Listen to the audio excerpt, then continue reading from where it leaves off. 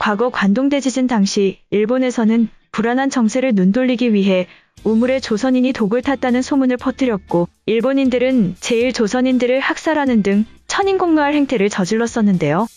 하지만 최근 일본의 정세가 다시 불안해지자 이러한 소문이 또다시 돌고 있다는 소식이 전해졌습니다.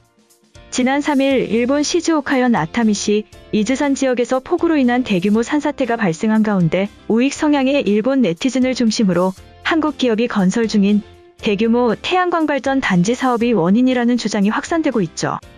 하지만 해당 지역 태양광 사업은 한국 기업이 아닌 일본 기업이 맡고 있는 것으로 확인되었습니다.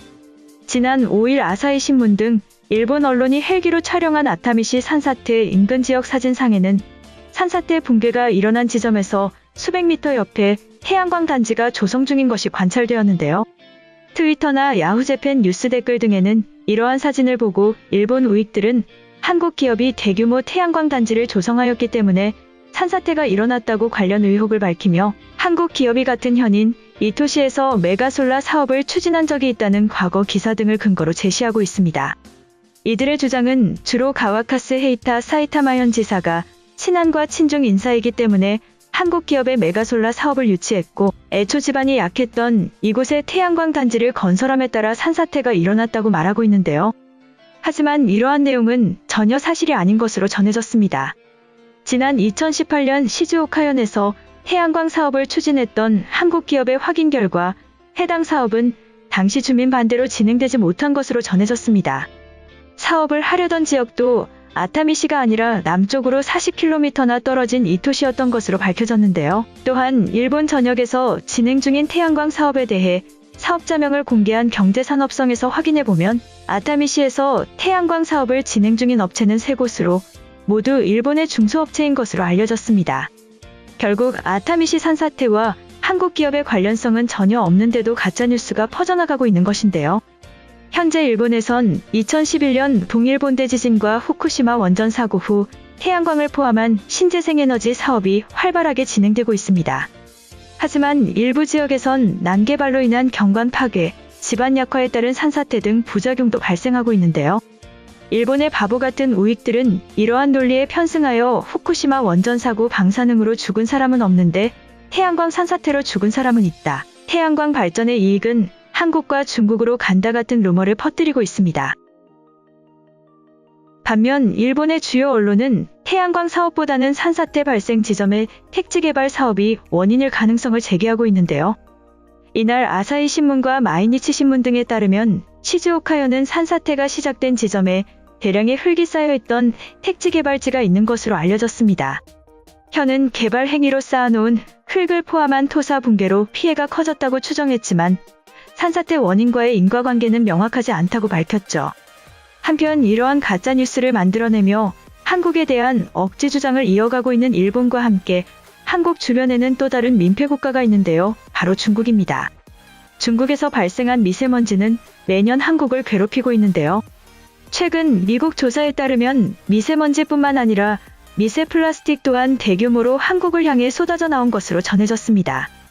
미국 미시간 대학교와 미 항공우주국 나사는 미시간대 연구진이 나사의 인공위성을 활용하여 중국 양쯔강과 첸탄강 하구에서 서해로 분출되는 미세 플라스틱의 흐름을 포착했다고 밝혔죠.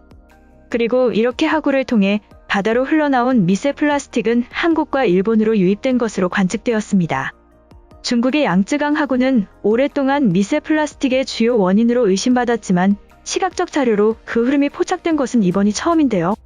사용된 나사의 인공위성은 레이더를 이용해 허리케인의 세기와 풍속에 대한 정보를 제공하는 8개의 작은 위성들로 이루어진 시스템으로 알려졌습니다.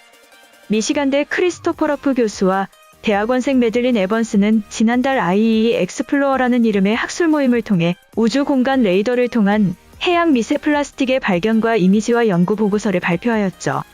이 보고서에 따르면 2017년 특정 시기에 중국 양쯔강과 첸탄강 등 강하구에서 미세 플라스틱의 대량 흐름이 발견되었는데요.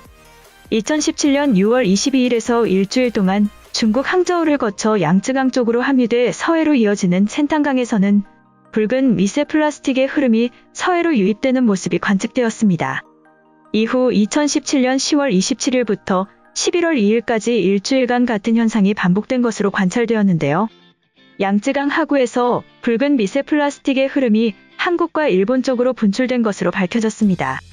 이번 연구 성과에 대해 담당 연구교수는 미세 플라스틱 오염원을 의심하는 것과 그게 일어나는 장면을 보는 것은 별개의 일이다.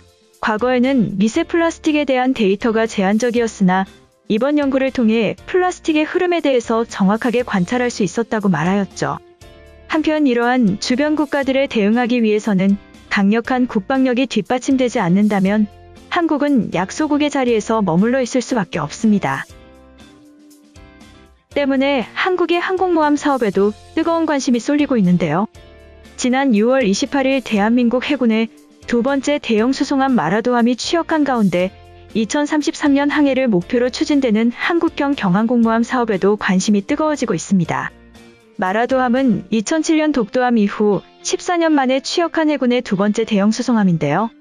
독도함 건조 시 해외에서 도입했던 주요 장비를 성능이 향상된 국산으로 교체함으로써 운용 정비에 드는 시간과 비용을 절감하고 전투 능력도 강화하였죠. 부석종 해군 참모총장은 경남 진해 군항에서 열린 마라도함 취역식에서 마라도함은 다목적 합동전력 플랫폼으로서 다양한 임무를 수행하고 독도함과 함께 한국형 경항모 건설을 위한 길잡이 역할을 할 것이라고 밝혔습니다. 마라도함은 길이 199.4m, 폭 31.4m의 14,500톤급 수송함으로 최대 속력은 시속 42km이며 승조원 수는 330명인데요. 또한 장갑차와 차량을 비롯해 헬기와 공기부양정 2대까지 탑재할 수 있어 규모만 보면 경항모급이지만 마라도함 가판은 내열성이 부족해 수직이 착륙기가 뜨고 내릴 수 없어 경항모로 보긴 어렵습니다. 경항모는 항공모함 중 가장 작은 규모로 F-35B와 같은 수직이 착륙 전투기를 운용하는 바다 위의 활주로이자 다목적 군사기지인데요. 현재 경항모급인 상륙 강습함을 운용하는 국가는 스페인, 호주, 터키 등이며 일본은 지난해부터 이즈모급 헬기 탑재 호위함 2척을 경항모로 개조하고 있죠. 한국의 경항모 확보 필요성은 1990년대부터 논의되어 왔습니다. 일본의 독도 영유권 주장을 계기로 해양주권 수호를 위해 경항모를 포함한 해군력 증강 계획이 1996년 당시 김영삼 대통령 승인을 받았는데요.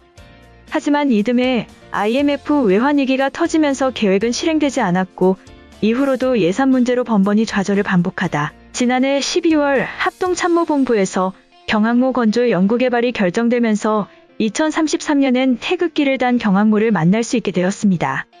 해군 관계자는 올 2월 사업 추진 기본 전략을 수립했고 사업 타당성 조사 등 본격적인 사업 추진을 위한 선행 절차를 진행하고 있다. 사업이 착수되면 3년의 기본 설계와 8년의 상세 설계 및 건조 과정을 거칠 예정이라고 밝혔습니다. 이번 영상은 여기까지고요. 제 영상이 도움이 되셨거나 세계 속 반응 더 보고 싶다 하시는 분들은 구독과 좋아요, 알람 설정까지 부탁드립니다. 다음에 또 봐요. 안녕.